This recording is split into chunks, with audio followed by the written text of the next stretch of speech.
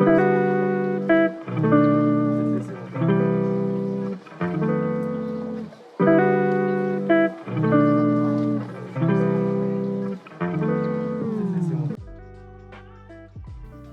to the Floyd Memorial Library podcast, where we sit down with the people who give shape, texture, and voice to life on the North Fork of Long Island. Some are rooted here by generations, others arrive by chance or choice, but all carry with them a piece of the story. We talk about what's changing, what's worth holding on to, and the currents of history, both quiet and loud, that run through this place. I'm your host, Christopher Bianchi, and for episode 159, we sit down with Nathan Andruski, a lifelong North Fork resident and candidate for Southold Town Trustee. Growing up on the water, Nathan spent much of his life working on Peconic Bay, dredging scallops, clamming, and fishing, which shaped his early connection to the region and its marine environment. As president of the Southold Town Baymen's Association, he has been involved in clam reseeding efforts and initiatives to improve water quality, giving him insight into the challenges and opportunities facing Southold's waterfront. In this episode, we discuss his experience on the bay, his approach to environmental stewardship and coastal management, and his perspective on the future of Southold and its community. So I hope you enjoy episode 159 with Nathan Andruski. This episode was recorded July 7th, 2025. Thank you so much for coming on the podcast today. I'm looking forward to talking with you today. I'm looking forward to answering questions. Thank you. And so I guess just in the beginning, could you just give a little introduction where you were born and raised? I was born in Riverhead Hospital. I've been a lifelong Southold town resident. I've lived in Southold. In Southold, the town is the entirety of my life. Yes. So, very exciting. And in terms of your ancestry, could you share on your father's side how they came out here? Yeah, my father's side of the families, are the ones that are native out here. They originally, the first Andruskis, immigrated from Poland out here. I believe it was early 1900s. Okay. That's when the first Andruskis out here came, and like I said, my mother's from northeastern Connecticut. Mm-hmm. They met because my father was in the Navy on submarines, so he was stationed in Groton, and she was a student, I think, in Northeastern University or somewhere. So that's where that's in Boston, in that area somewhere. But she, and she. Her family, she lived, if she wasn't there, she lived in Lisbon, so which is only 20 minutes from Groton. So somehow that's where they met. He was stationed he was over there. What, was it your father's grandfather that moved out? That would be, I'm not too familiar with how far back, who was the first one. There's not. As far as I know, his father died at a really young age, and then like I said, prior to that, it's I don't know exactly how many. There's not very many Andruskis left. Some changed their name. There are a few other Andruskis on the North Fork, but some of them at a point in time kind of Americanized their name. I think. Yes. I believe there's some Andersons that were, and then there's a few that live in Jamesport that I'm not exactly completely related to, that have the full Polish last name. It's my last name plus like an E-Z-I, like 7 other letters. Yes. That are all like E's and Z's and I's. But did your father went to school through? He went to Mattituck, yes, but graduated in Southold because at the time he graduated in the 60s. Mattituck, I think it was 11th, 12th grade or whatever. So everybody that was at that point in time went because Southold had a actual high school. Yeah. So he went there and then graduated in Southold. Okay. Because they didn't have enough, whatever, at the time, recruitment to graduate students. Okay. So. And I'm just curious, did he say what it was like for him growing up out here?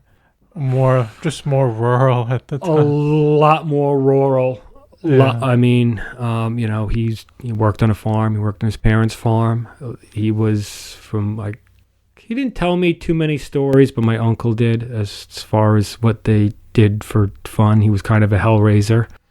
I mean, they would do stuff like go trap and shoot muskrats and rabbits and stuff. I think one of his old stomping grounds, when he told me, was for all the wet, bogs, creeks, and wetlands behind where the Cutchogue East School is. That was, before they put that school up. Mm-hmm. All that, there was a lot more wooded lands, mm-hmm. So, I mean, because, it was a lot more, lot cars, stuff like, stuff like that.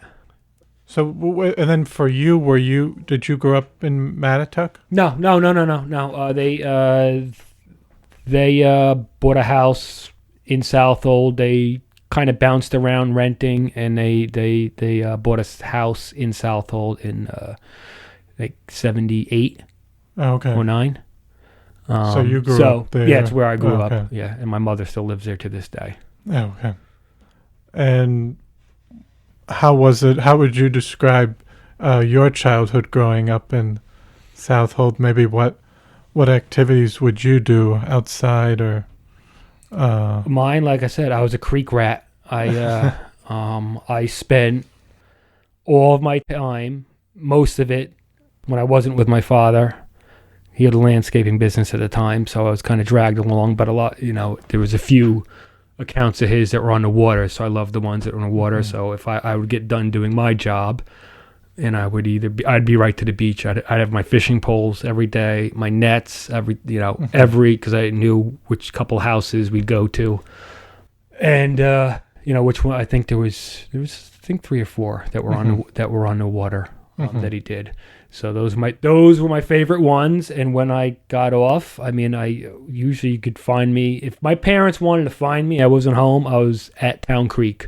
Oh, okay. At the head of it, behind IGA in Southold, that little creek back there that goes all the way. Yes. So I had a tiny little 9-10 foot little fiberglass boat we had on one of the little moorings there, and that's pretty much where I spent the bulk of my time as a young kid. There or Jockey Creek, and then as I got a little bit older, finally it was a boat with an engine besides an oar, and gradually. But you were always interested in the water. Always trapping, fishing, crab, always, at all times. That's all I lived and breathed it. That's all I thought about in school. That was it. Except for even in the wintertime, if there's ice, I'd still go down, just play in the ice, or find dig clams, just for the hell of it. At that point in time, there was no commercial value, before, just to do it. And would you hang out mostly in Southold, or would you go to Greenport or Riverhead? No, mostly just pretty Southold. Much strictly Southold. Yeah. Till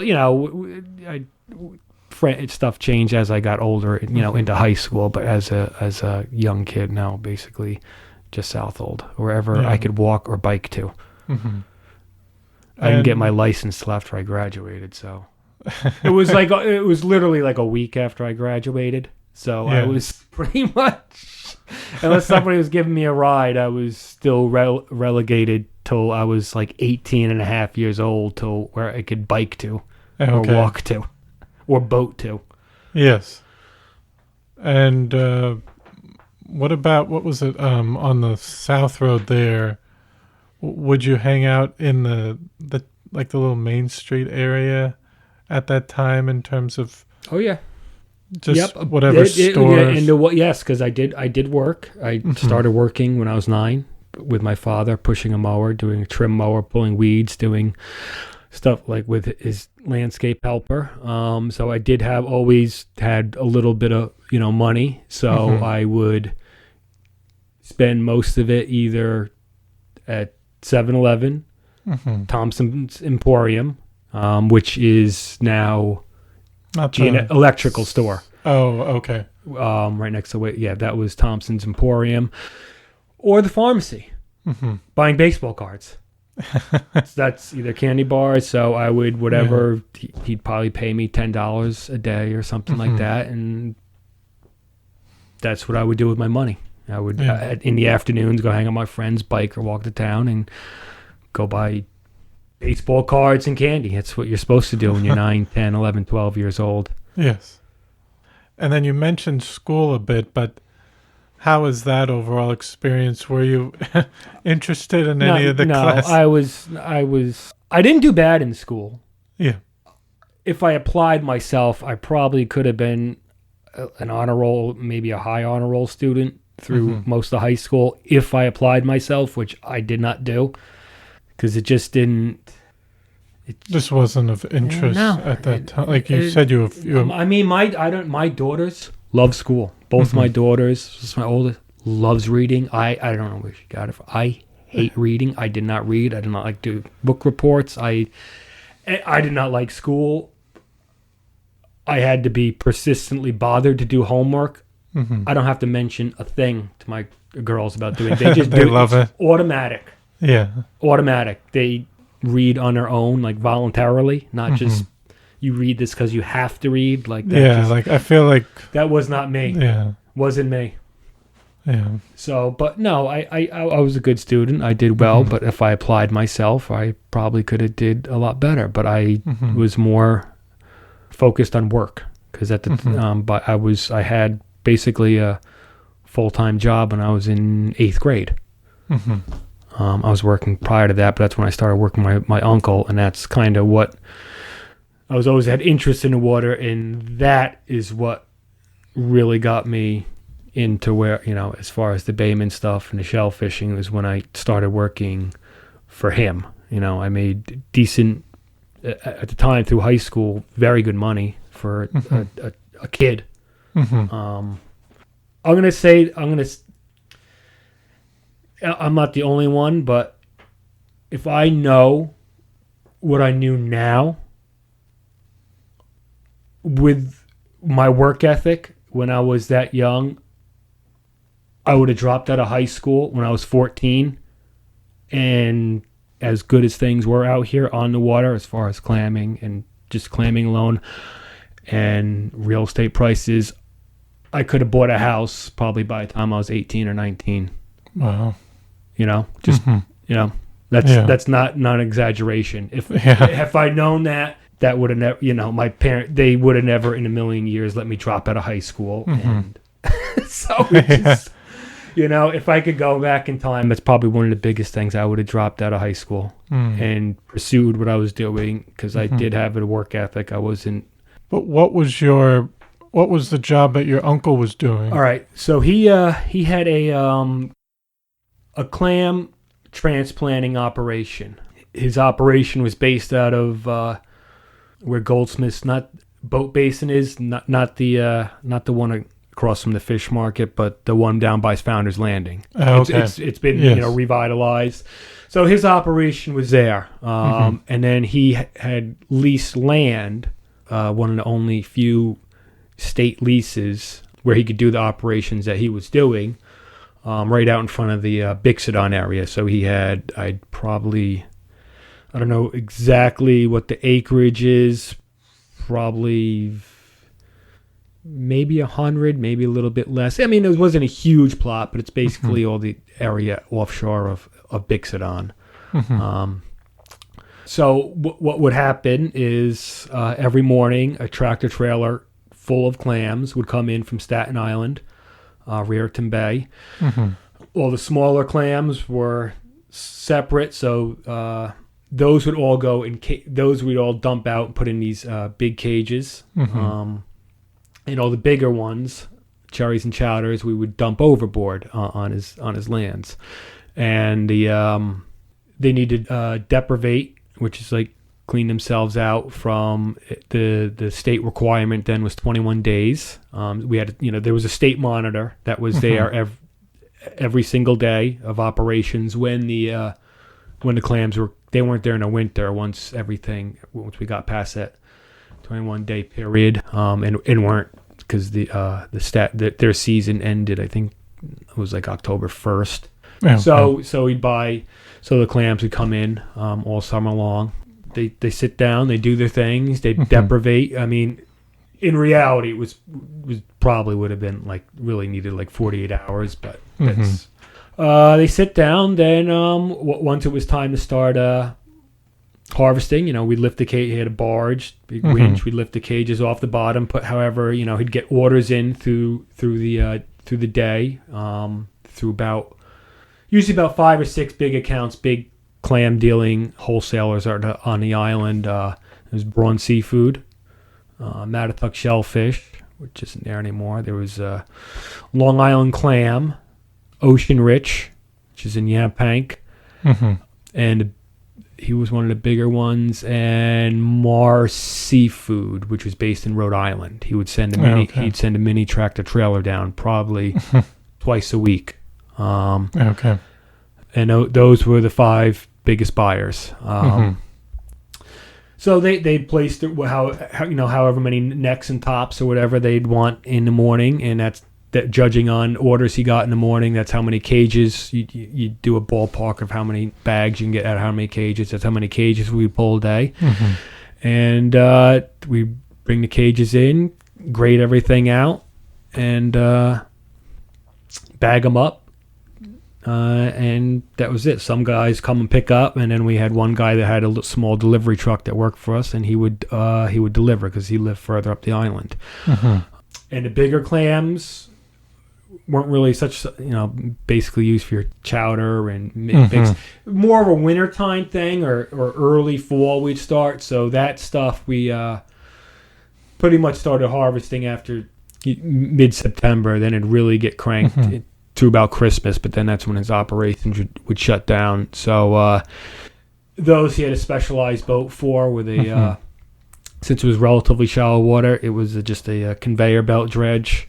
So the thing would dip down, and it was just basically how they'd get them out of the bottom is it's just a theory of taking a garden hose and putting it into the ground, and it digs a hole. So that was a bunch of jets, and there's a blade to push under it, and everything gets dumped up onto a conveyor belt, and then everything gets dumped onto another conveyor belt that goes across the back of the boat, and then we all sit there and pick out, just count everything out and bag, and then since that boat wasn't as big, then we'd be on big days where we had a lot of orders, we'd just bring the barge out, and we'd have to stop and unload onto the because the boat could only hold so much weight, unload onto the barge a few times.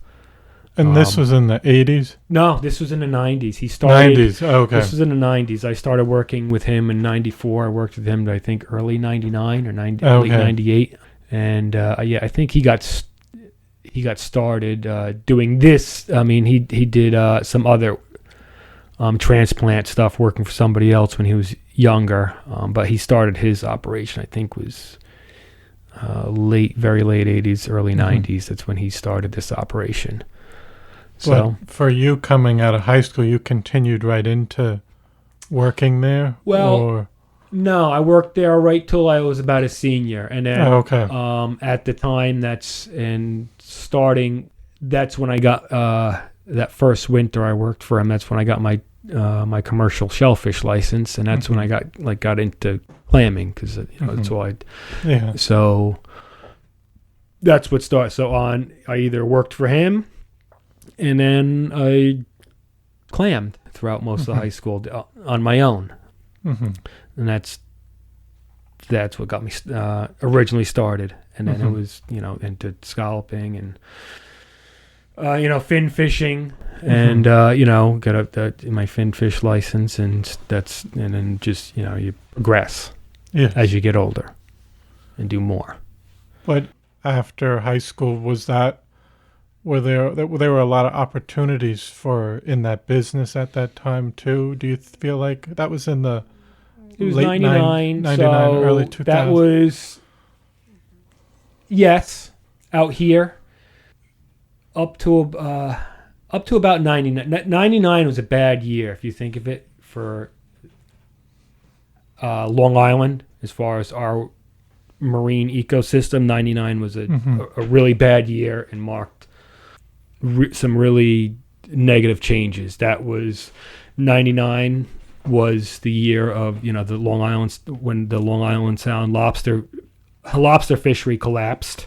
That took place in the summer of 99 and has never recovered. Yeah. That 99 was also our best creek for shell fishing was Mill Creek, Hamashmamic Pond, being like Greenport and Southold, the one you drive over the bridge. So that's where I spent basically all my time clamming throughout high school, after school, off days, whatever. I mean, on opening day, there was 50 boats in there, 50, 60 boats, clamming, everybody getting their limit. You didn't think it was ever it was just incredible, the amount of clams that came out of that, how productive. And they were the nicest clam you'll ever see. And then, 99 there was always a set, or you could see seed. All the prior years you worked in there was always in the mud. There's hard areas and mud areas, and that was 99. Is that winter you started seeing, like, you're not seeing the seed, Yeah. So you're like, something's going on. not, because you're used to seeing, you're catching.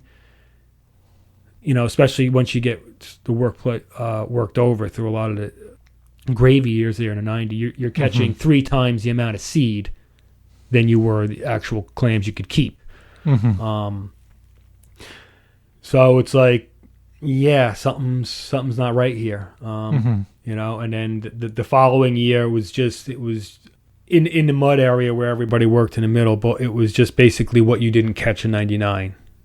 So you weren't seeing any seed. It was just basically all bigger clams, and that there were years in a harder bottom or whatever that creek still produced, but the mud, for whatever reason, after that, I think about 4 or 5 years later, there was a small little comeback where it seemed like maybe it's going to come, at least in the mud, it was going to come back a little bit. There was one decent year. It wasn't great. It was nothing close, but it was like, okay, but it never materialized. And that was 20 years ago. So, and that's never come back. And now the whole creek is now just dead. It's same thing with every other creek that we have in our town waters. After 1999. Yes, that was the year. It was an occurring theme, and a lot of their clams just in the mud just stopped setting. They just. Yeah.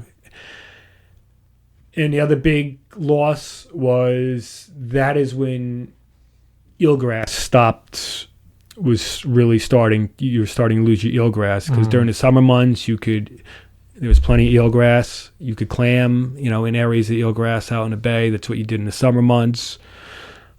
It always came back. People think, oh, you're killing now. The eelgrass always came back. You worked there in the summer, and it always came back. And then around 99, after that year, going into the next year, you stopped, and there was also just clams in the bay general just started. You had what you had, and just the number went less and less and less every year. And that's when you stopped seeing eelgrass. It came back some, but where it wasn't, it didn't come back. And then I'd say by 2002, 2003, it was completely gone. That has nothing to do with shellfish or anything. I mean, that's because 95% of the eelgrass, at least in a lot of these areas that lost, you never clammed in. You couldn't get to it.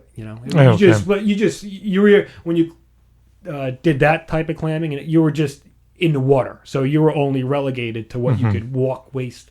But were people saying why this was happening, or? Well, there's a lot of conspiracy theories about, it's clam diggers. It's we had a lot of years where we didn't have scallop dredges, which it's not. That was not the case because, like I said, it always came back, and scallop dredges don't even there was a lot of misconstrued thoughts about that. People hear something like that and they see somebody scallop, but they don't know how it works or whatever. No, you're just dragging it over the top. You're just you're just taking off the dead grass, or you're kind of like almost like cutting it as you're cutting your lawn. It doesn't kill it. You're just going over the top of it. And eelgrass goes through every early spring goes through where it just all lets go anyway. It grows throughout the spring, summer, and then kind of in the fall and winter starts to die off and slowly go away. And then it goes through a process like in March where whatever is left just lets go completely. Kind of like similar to like your lawn. It dies over the winter. It just doesn't. The lawn's not dead, just the grass isn't growing. And then it grows back. There are, it's some people say it's, water temperature, cooler, it likes cooler conditions or cooler, but it's just not, it doesn't explain everything because everybody likes to run right to the climate change argument, and it doesn't explain a lot of things. Climate change or a little bit warmer of a summer doesn't explain how you lose everything in just a couple of years. And it did come back in a couple of spots. Some places it kind of stayed, but the bulk of where it was is all gone, and it's still all gone. And I don't know if that'll ever come back either. Yeah.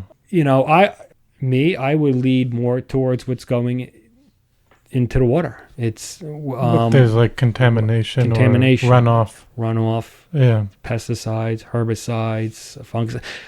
Who knows? But the way it died off, it just never came back.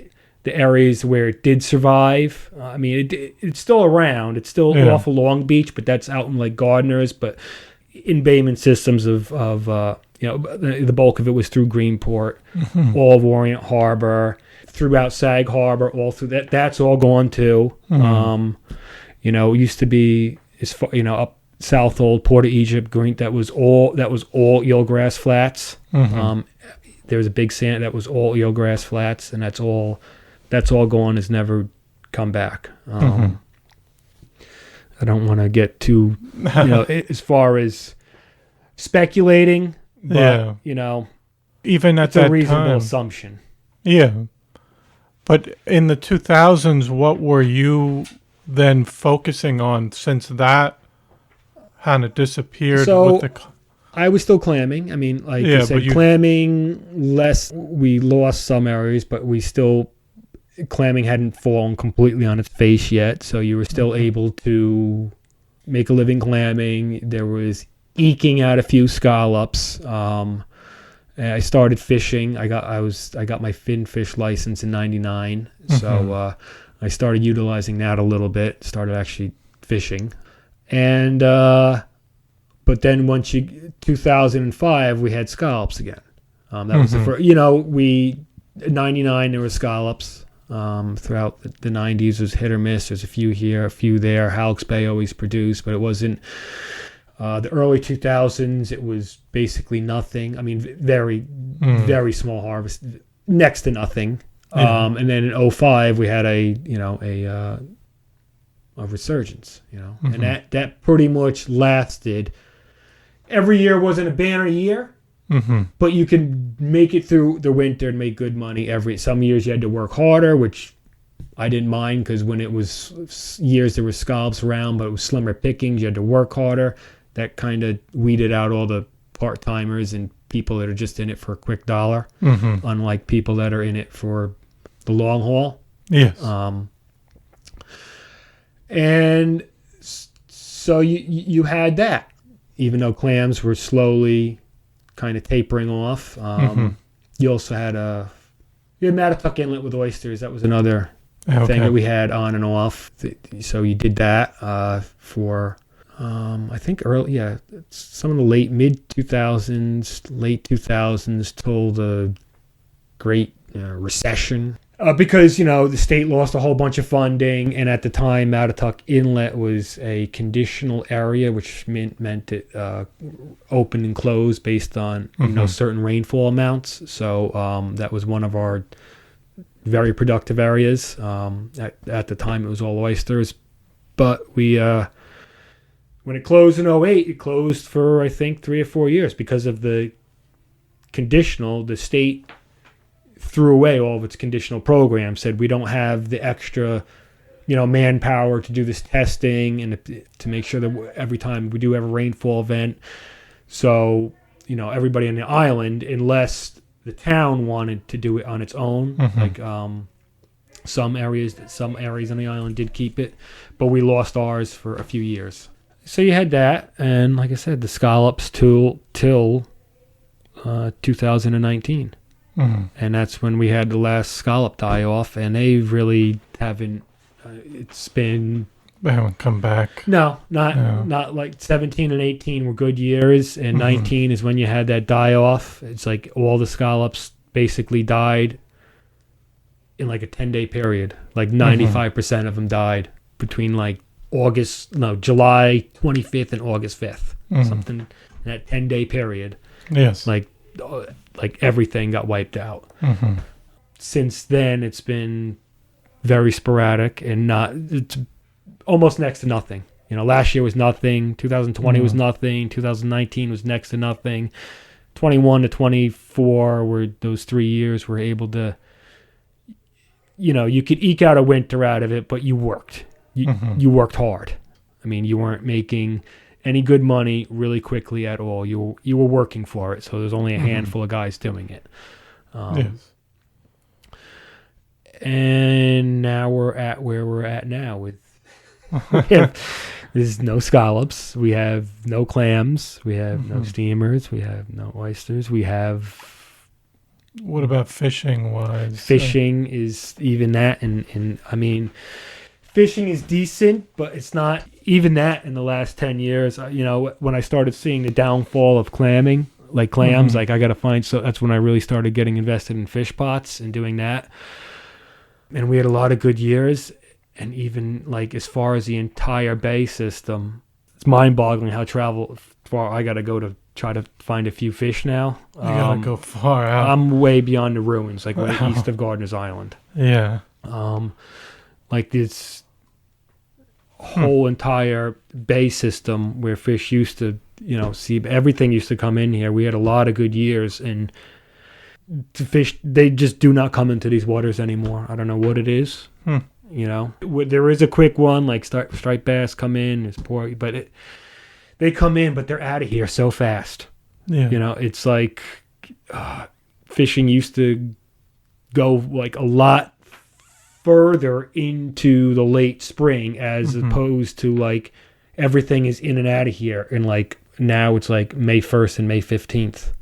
Yeah. It's short. Yes. And it gets worse every year. And the same goes the further east you go, even out into Gardiner's. It's like, it's a desert. As far as at least what I fish for. Yeah. That took quite a turn for the worse. I mean, the Sound's a little bit different story. It's different water, a lot bigger area. Some of the guys that fish up there hang on. They're doing good. But as far as the entire Peconic and Gardiner's Bay system is just like...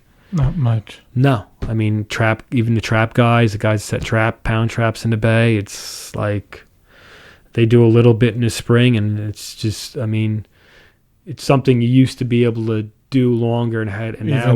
like you'd probably hear from... If you had pound traps, you could make it throughout the summer.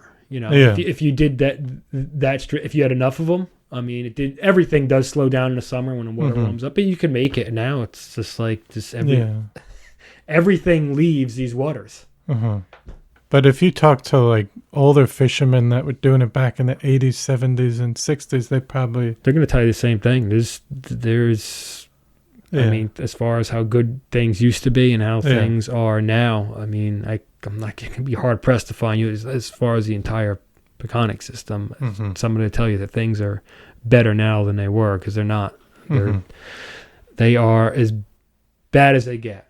I don't know what the definition for deader than dead is, but that's where the entire Peconic estuary system is in. All of our town waters included in that discussion. Yes. But then also, I wanted to talk about you're the president of the Southold Town Baymen's Association. Yes. How long has that been going? It's been around for probably at least since I'd have to say the 80s. Okay. It's been around for a while. It used to be bigger, and then it kind of ebbs and flows. It would go through a small change, and then it's trying to get fishermen can be very bullheaded. So you get different opinions, different so you'd have a meeting, then you'd have a change of ideas or discussion, and people I don't want to I'm not screw that or screw him, and this then there'd be like then they'd break up for a while and they'd get back together, and then I kind of that we were in a lull period in I don't know 2007-8, and that's when I kind of because we had 4 years of not really meeting. We didn't have a president anymore, so we were just kind of lame duck. So that's when I decided to take on I'm going to be president, and refired the organization, and we got going again. We started meeting on a monthly basis. We did that. We had a fundraiser we started. We did that for 10 years, and all the proceeds of the fundraiser we were using to buy seed clams. And then just things got the worse in the water, unless especially in the last 5 years. Every year gets worse. 5-6 years. I mean, COVID didn't help. Then you couldn't. And then some of the project, everything kind of stopped. And then it's hard to get. It's kind of hard to restrike lightning. Yes.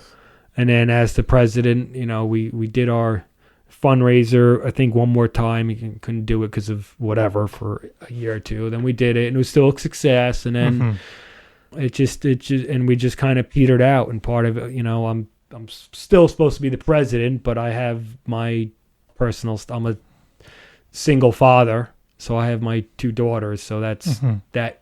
It's all my time, and they're young. Yes, I do want to get to, at a point in time in my life, when I feel like that I have the time for it, I would like to get it refired. And so, but now we're kind of lame duck again. And it's hard because there really aren't any, too many Baymen left. There's a handful, and there's everything is just such in dire straits. It's where do you start? Where do you start?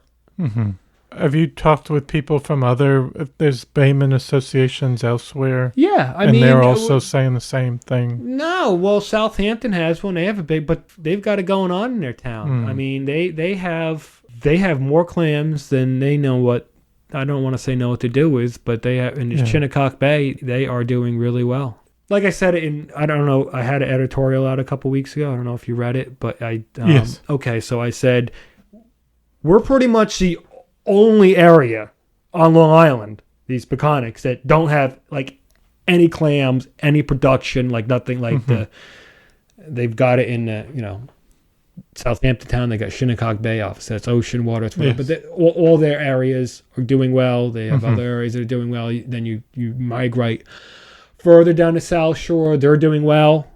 Areas that were not productive for quite some time, but once they had that breach after Sandy, that kind of up in the Sayville area and part of Riches, that kind of reinvigorated that place. And there's guys up there doing well, really well. Because I work at Braun Seafood too, so I see it every day. I'm like, God, these guys are killing it. These guys are doing well. North Shore has clams. Western Long Island, North Shore. It's just us. And it used to be the opposite way around. Yeah. This used to be the best. I mean, people, in the 90s moved. You had some of them transient nomad clam diggers. So, a lot of, clam diggers they are nomads. They kind of follow the clams. They move to the township. Yeah. So we had a lot of them out here. They came out here because things were great. Things were good. Not no more. Mm-hmm. But even just now, for today, you've been active in advocating for shellfish bed access and also cleaner water. There is as far as being the president of the Baymen Association, you're just a mouthpiece. I mean, you can't do anything without trustee approval. So everything, not that we never had a issue with a couple things we had going on, but as a trustee, not as the president of the Baymen, so as a trustee, yes, advocating for, because there's money out there for that stuff. There's grants. There's shellfish restoration projects or also clean water projects. And we have money in this town that's supposed to, can be allocated for clean water projects through the community preservation. That 2% tax that when they started that, when you purchase a home, there's a percentage of that can, is supposed to be used for clean water projects. It's not really, you can do shellfish restoration, not for like reharvest, like shutting. Oh, okay. There's plenty of other projects you can do for harvest areas. There's a lot of stuff you could be doing, but you could build an oyster reef as a filtration system, and you just leave it alone. You shut down the area, you build it, and there are towns that do this. I mean, the oysters will, if you get the right oysters and do an area like that, they will eventually spawn. And that spat will carry to another, say you shut down a small area within an open area. So you could eventually, have, that spawn's going to travel and it sticks to whatever. And then you leave your area alone and you add to it. And then if everything all goes well with Mother Nature. And you hope that it continues. Yes. And over the years, you do projects like that. There's a lot of marsh rebuild projects that need to be done or could be done, like Matatuck Inlet. It's a perfect example. That island that would be through the Sound estuary system, because because Matatuck Inlet and actually Goldsmiths Inlet, since they are in our town waters, but they fall under the Sound like we have the Peconic estuary system and the Long Island Sound estuary programmer system. So they would fall under that. And I've been told, yes, there is grants, there's stuff you could be doing to do projects like that, but that voice isn't there and hasn't been there for quite some time.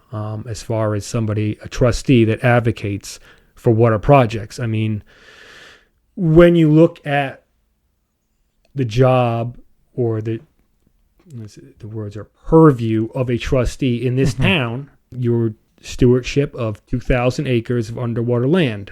We live on a peninsula of an island. So it's our marine habitat, marine environmental system it's crucial.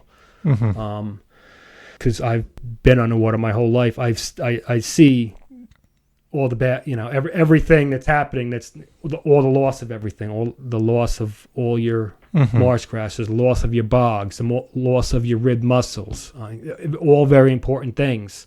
What's killing that stuff off? What's eating the grass away? What's, everything. Why are our waters, and this goes into the bay too, it just seems like they're just sterile. For quite some time, nothing lives, nothing. What's here is here, and nothing's reproducing. If they, I don't know if it's just the stuff isn't reproducing, or they are reproducing clam, shell, everything, and it's just getting killed off at a young stage, or it's it's not living. Something's really wrong. Like nothing lives. Yes. I mean, like when I was a kid, you used to be able to go to any any hole in the wall place and get steamers or fires, mess them to eat. Mm-hmm.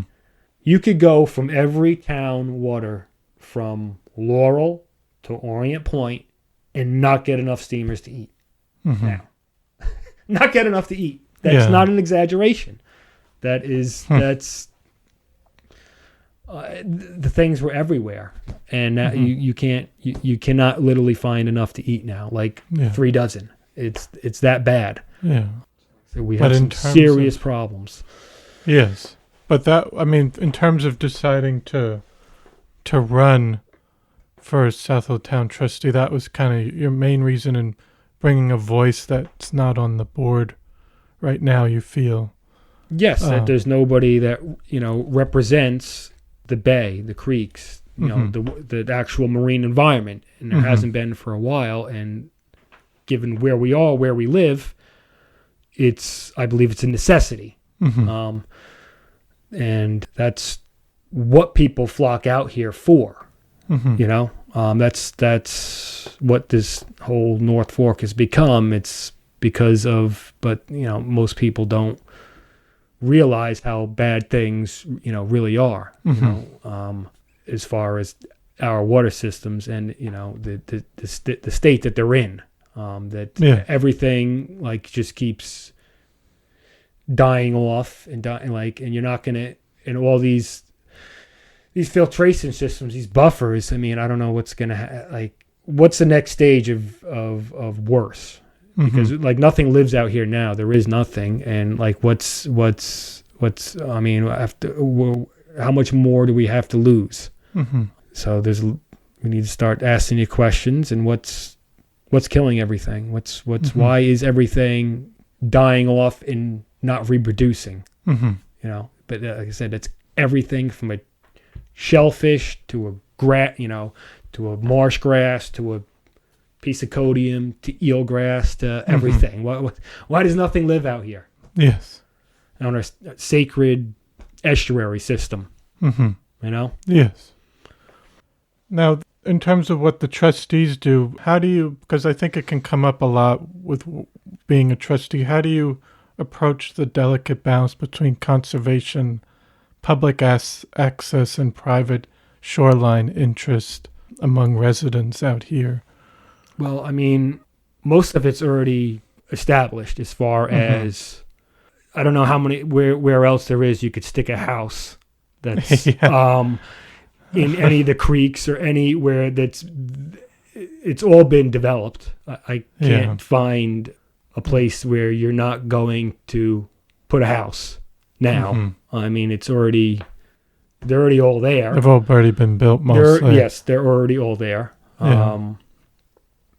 So, that being said, what we need to start looking at is, stuff that they're putting on their, whether it be lawn, property, the pesticides, the herbicides, the fungicides, the insecticides. Where is it having an adverse effect on our marine environment?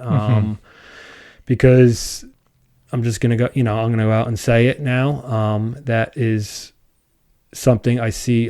I'm not the only one that sees this. I talk to people. I talk to, what are you about? And they all see it too. All the pesticide trucks driving around now. It's something that was always around, but it was one or two, and now it's like 50. Like last year was a lot, and this year it's like, oh my God. It's like 50 of them. I passed 3 on the way here. From my house. Yes. They're not just like flatbeds, the flatbeds full of whatever it is. And you think it's completely unregulated. Yeah. There's no regulation. There's no regulation. I don't think there's any looking into it. Nobody's doing anything wrong because there's nobody to say no or let's stop or let's let's look at this. Yeah. Or people might feel like, oh, well, this is my property, but then there's an effect. There's an effect on the rest of. I don't think we're doing the job we need to be doing to look. What is the? I think we're feeling the effect right now, and I don't know what the effect is going to be down the road because the problem is worsening. Mm-hmm. And yeah, that's that fine line. But yeah, it is your property, but depending on what's getting put on, how much, where you're spraying, if it's on the water, and these, you see these apparatuses, it's a hose, it's an engine, it's put into a mist, and it's, where is that overspray going? If something goes in the water, how about your drainage? How is that? If it rain, like if the three of them I passed today, they douse a property and then it pours tonight. Yeah. And that goes into the road, depending on how the drainage system is. You live next to a creek or a bay, a lot of that just goes straight into a creek. And this is since we don't have a camera, but this is something I want to show you about just to put give you a visual effect of what I'm talking about, and people could hear from what you see here. Okay, there. Wow. That's my that little grate. That's my outboard. That's taken from my boat. Yeah. Now that was just coming off of. Now here, this will explain everything. This is the area here. Now you see the flag. This was whatever it was that was applicated probably late afternoon before. Mm-hmm. Now, when I took this video and this picture, it was probably right time, right place. This is it poured rain like early that morning, and I got down to this place about 7:00. Yeah, that's just that's just all washed right into the creek. And as you could see, as the wider zoom, that's a whole canal all the way out into the bay. Mm. Now, people will tell you, oh, it's only this and it's only that. I don't think it belongs in the water. And I've shown this video to people, and I can't say anybody that would say, yeah, that's a good idea. Yeah, that's not going to hurt anything. Yeah. And this is only one instance, and this was really like... Yeah, that's just one section. This was really just me being like dumb luck. Like I happened to go down there, and I happened to be going out clamming that morning, and it was high tide, so all this stuff wasn't, and the tide was just started to go out. Mm-hmm. So had I got down there, that morning, I usually have my kids. I got to wait till them to get on the bus, but I didn't that morning. I had my mom to help me out so I could leave the house early. So I would have got down there at like 20 after 8. Would have all been gone. The tide would have got out there, and I would have, I just happened to see that, and I'm like, this is why I'm running. Mm-hmm. Now that person that applicated that didn't do anything wrong. Mm-hmm. They're allowed to, and they can go back again and do it tomorrow and the next day and next week and everybody else. And it needs that the town needs to do. Yeah, that's always out there. Like this is not just an isolated incident. Like I see, because I'm out there all the time. I see all this stuff. Yeah, like kind of like, have you ever seen Batman Returns? Yes. With the penguin. Yes. Where he's going with Max Schreck, and he's like, what you flush down your toilet, I put on top of my mantle, like all his stuff from his bio waste, from all his, that's me. I see all this stuff. Mm-hmm. No, you're out there. I'm out there. Water. I see stuff that it's like I look at it, and I'm like, how? What? How? Yeah. Like how's that? Or I see you think every piece of property could be developed, and you find the smallest piece in the last few years, and it's like it's right next to the wetlands or the grass. It's right. It's like how. I mean, I know there is that fine line, but I think I believe we're over it. We've already passed. We've passed it. Now it's going to be damage control. Yeah. And and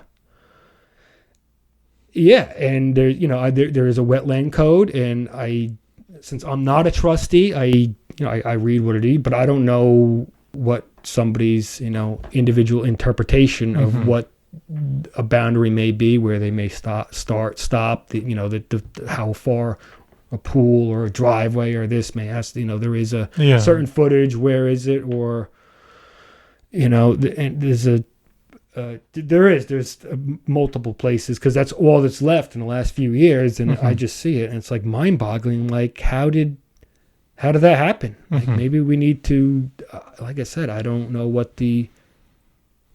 whose interpretation of what wetland is, and I know there's certain plants and certain trees and bushes, but what is it up to an individual of a definition of a wetland is ground that's permanently wet or saturated for a bulk of the year, maybe 3-4 weeks after a rain, But also, just like you mentioned with your knowledge of the Bay, what kind of leadership do you hope to bring to the board? Good leadership. Somebody that's not afraid to back down. Like I said, I was, the president of the Baymen Association, even though it's defunct now. But when we did, you meet with, at the time we'd have 10, 12 hard-headed guys, and you got to, take the bull by the horns with them sometimes. And I do it at work, and anybody can tell, you can ask anybody that's ever worked with me, my work ethic. And I know what they're going to tell you.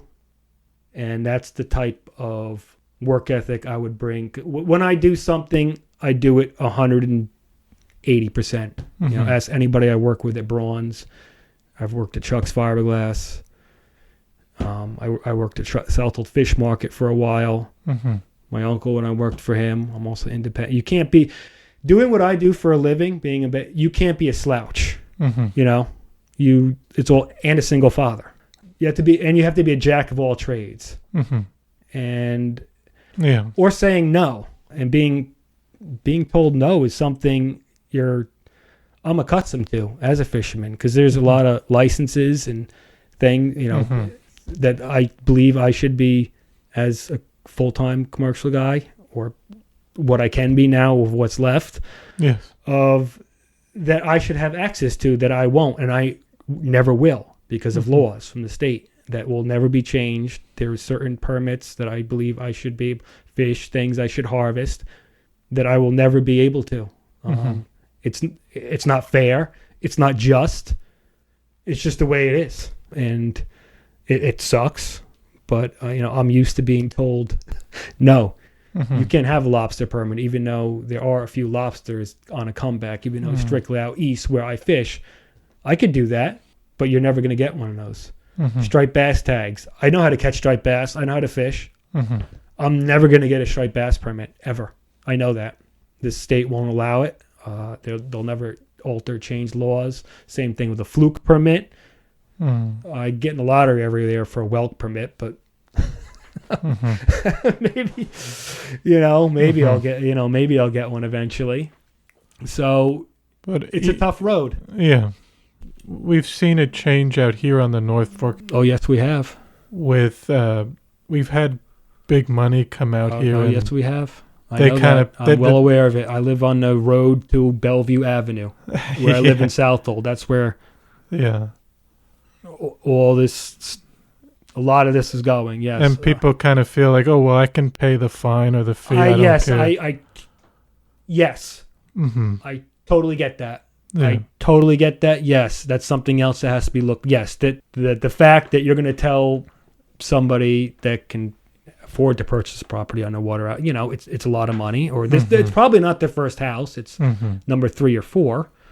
That you're not allowed to knock down those plants, because those are wetland plants. You're not allowed. There's the town fine, I believe, is $500. What are they going to do?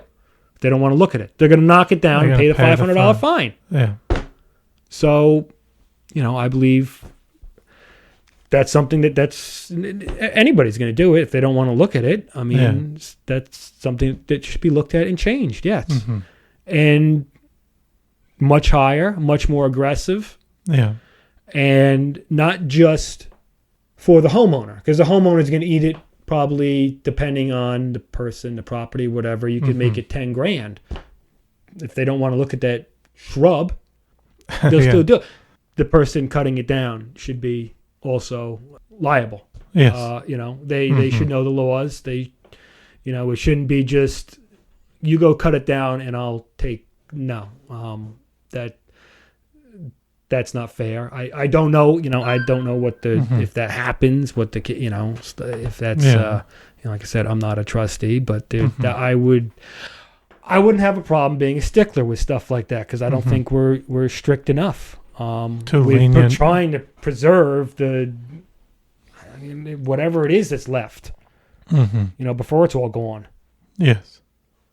Because that's where we're heading. And if it's not just saying, no, you can't, it's maybe also, I know there's that aspect of it, but some real public awareness, about alternative routes, of ways to, mitigate weeds or pests or whatever. Like I know we're in this tick epidemic now about the, it's I have Lyme. I contracted it when I was a kid, and the tick spraying. It's when ticks started to become a thing it was like the early 90s when Lyme started to become prevalent, and you started to hear, you got education in school. You started, they had the tick posters and whatever. There wasn't 80 people out here spraying for ticks then. It was education that's just common sense that could still be used. Like certain times of year, like don't go walk your dog through like a wooded, one of the county path. You want to go walk, yes, but that's wear loose fitting long clothes. Check your sensitive areas, your ears, your groin. That's where the ticks are only going to bite you in a handful of places where your skin is the most sensitive. Check your kids, check your hair. Pull your socks over your pants. That's one of the things you learn, don't. If you're going to go walking, if you have to go walk in an environment where you're probably going to get ticks to stick to you, do that. Just educate people on that, then spraying all this. Brush. Keep you, I'm big into my shrubs, and I don't spray or use anything, but whatever. I have a dog, I have kids. I haven't pulled a tick off my dog or kids yet this year. Keep stuff trimmed back, just pay vigilance, that when you're walking down by walking down to the beach, that, watch out for that bayberry bush. Yes. That's what they love to hang on, that one that's 2-3 feet off. That's where you're going to, you can kill weeds in your driveway. You can just boil a pot of water. If you don't feel like pulling them by hand. Don't need to use Roundup or whatever. Or Roundup or whatever. So, more, chemicals and herbicides. Just pot of boiling water and some white vinegar work just fine. You boil the water, you spray, you dump it on the weed, and problem solved, instead of sitting, with a spray gun, and then it goes down the driveway. And if you live down there, then it rains down the drain, depending on how the drain and the water is rerouted, and or just it goes into the creek. Our drinking water and our aquifer. We have a very shallow aquifer, and probably going to be, if not already, paying a price for that. There's a reason why Long Island has such a high cancer rate, and just education on all things like that. Cleaning your boats. I mean, just don't use bleach or stuff like, or try not to use bleach, or try to. I believe there's a lot of simple common sense things you could just good practice that could mitigate a lot of the things we like mosquitoes. That's the next thing. Just they come, they do whatever they do, but don't keep your areas kind of dense areas. Stay out of them. Keep it a little bit loose. Most important thing: dump all standing water. Don't have stuff where when it does rain, you'll have standing water. Dump it out, or keep stuff flipped upside down so you don't get standing water. Yes. Get guinea hens. I mean, nobody wants. I mean, they're loud, they're obnoxious, or whatever. They're hawks, but guinea hens will eat. They'll eat up to 1,000 ticks a day. I mean, we have a lot of turkeys out here now doing it. Yeah, we do. Doing good tick prevention. Yeah, but that's probably going a little bit far out there. I don't think anybody was trying to get a flock of guinea hens, but they do a number on ticks. Yes, they do.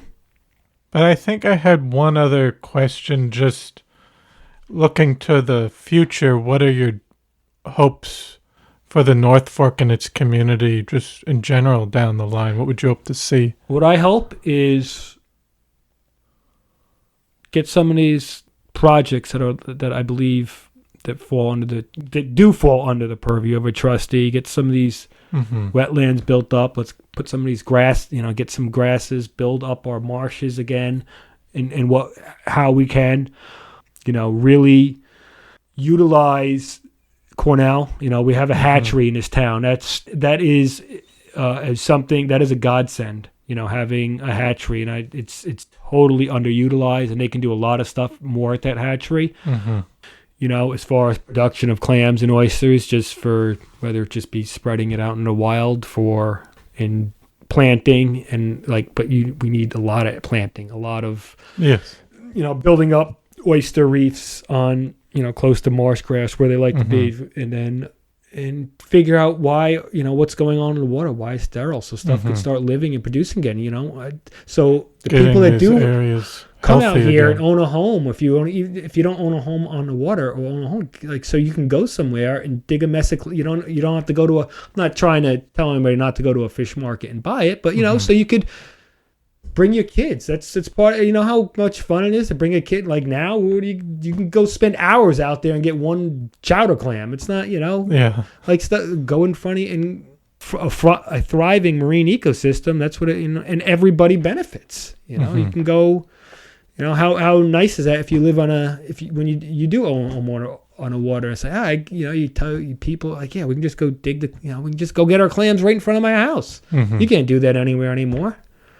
I mean, it's maybe Mill Creek, even though it's closed, you can go dig in the rocks and get a couple big cherry. But who doesn't benefit from a really healthy and thriving marine ecosystem? And then if it ever got to the way it was in the 90s, it also boosts your economy.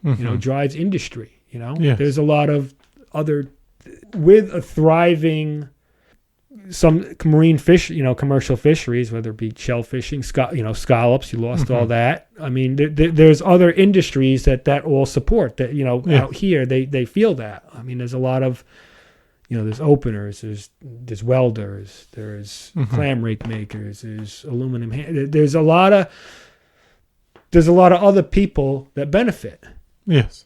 You lost a lot of that stuff. I mean, they do other business, but you feel that, like North Fork Welding, they do fine, but they have stuff sitting there. They were building dredges and stuff, when Southold was good, and they stopped building them 7 years ago. They got whatever they built 7-8 years ago still just sitting in a warehouse, along with all the chains, all the rings, links, and everything that goes to put it. It just doesn't go bad. Yeah, just sitting there and idle for half of a decade now or better, And I think it makes the area more of a working area than just being instead of relying so much on a tourist economy type thing out here. But yes, you're right. And with bay scallops, whether that we ever see that where it was, I mean, that's the whole. Fish market. That's what gets like bronze and Southold Fish Market through a bulk of you have your time now when it's crazy busy and it kind of peters down in the fall. But your bay scallop, that was it's basically, everybody's opening, everybody's buying, restaurants all have them on their menu, and it drives them. It gets you to January, when either they shut down or some restaurant, but it's now the loss of that over a few years for those two businesses. Yeah. It's winter is 2 months longer. Yes. It's the dead season. It's January starts on November 1st now because all most of the industry, the restaurants are closed, the pumpkins, it's the way everything's geared, and bay scallops were a reason to come out here. Yes. Whether it go to the markets, go to the restaurant, it did. It got you all the way to the end of the year. You had a big boom for Thanksgiving, and it peters out a little bit early December, then it booms again for Christmas to the end of the year, and then you kind of want a break. But now, you lost that. Mm-hmm. Yes. And I hope we get it back someday. Yes. I really do. Yeah. Everybody out here hopes we do. It's a huge loss. Mm-hmm. We have to. I mean, they have to sell Nantucket or Cape Cod scallops the last couple of years because that's what's available. We don't have any. To bring in whatever. Yeah. I mean, they've had banner years the last couple of years. Yeah. Bronze and Southold Fish Market don't want to be selling Cape Cod scallops. They want to be selling Peconic Bay scallops. Yes. Yeah. But I guess I usually ask people at the end, was there any last minute things you'd like to say to our listeners or discuss that we haven't touched on? I think we touched on all. I mean, we went through a whole, a wide variety of, everything, and what I want to stand for if I get elected trustee. Yes. Just the importance of having somebody, a local person, mm-hmm. that has real knowledge of our marine ecosystem. Mm-hmm. I mean, it should be a requirement. But I mean, I could see if this was like Nebraska, it wouldn't really matter. No, but it's not. Yes, it's not. Far from it. Yes. So, with that, I want to thank you for your time. Thank you for having me. Thanks for doing this. And I hope everybody, people that hear it get a little bit, see what a trustee should be from a Baymen, from a Baymen's perspective, or what you'd like to see out of a trustee. I know there's other things that trustees do, but I mean, like I said, with living where we live, it's pretty hard to get around. Everything has to do with the water. Yes. Everything, almost all their permitting, everything is docks. It's all has to do with the water. Yes. Everything. Mm-hmm. Duck blinds. I mean, everything, with the exception of maybe when somebody wants a generator that doesn't live on the water. Mm-hmm. So I think they have to get a permit for that. But besides that, I mean, all your moorings and stuff like that. Everything has to do with the water. Mm-hmm. Yes. So. No, but I want to thank you so much for taking the time to come on and share your story and all the work you've done throughout your career and with working out here on the North Fork. It was really nice to talk with you. Thank you. Well, I hope you enjoyed episode 159 with Nathan Andruski. I want to thank you for listening to the Floyd Memorial Library podcast, and we'll see you next time.